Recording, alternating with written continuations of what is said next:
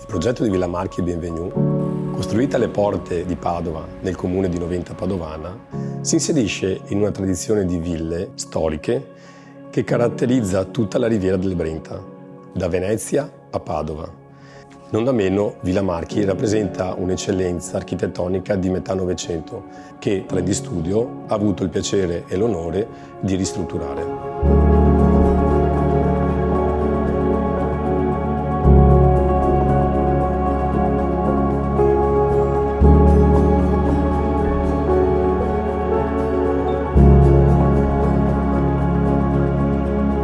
La villa commissionata dal medico di base dottor Casotto prende il nome dall'architetto Oscar Marchi e si caratterizza per la forma a V e per la cura dei dettagli che hanno quei maestri del Novecento italiano.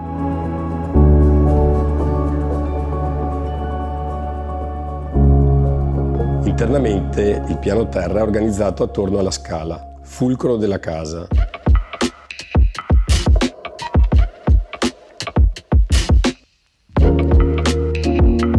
La scala è stata completamente ridisegnata dallo studio ed è un omaggio all'artigianalità locale.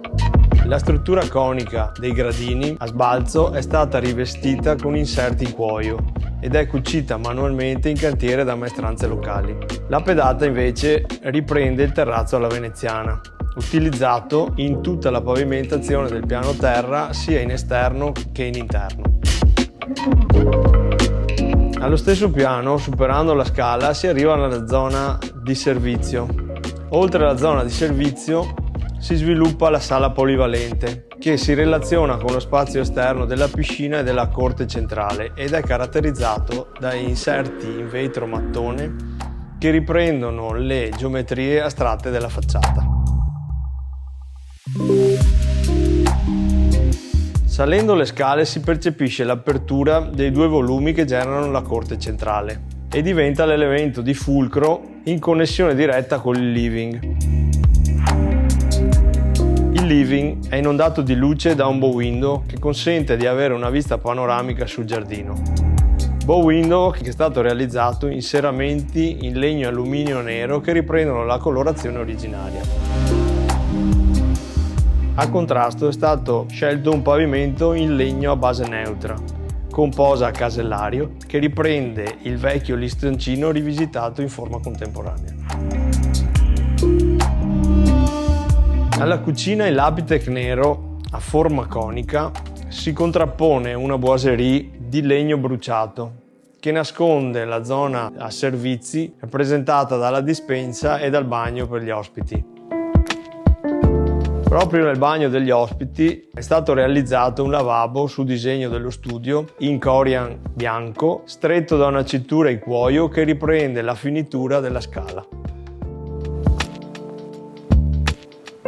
Spostandoci nella zona notte, invece, che ospita le camere della famiglia, ripensate come delle suite indipendenti. In particolare la camera padronale è anticipata da un percorso con una parete in frangisole a lamelle verticali, che illumina indirettamente gli ambienti della camera organizzati dalla cabina armadio centrale.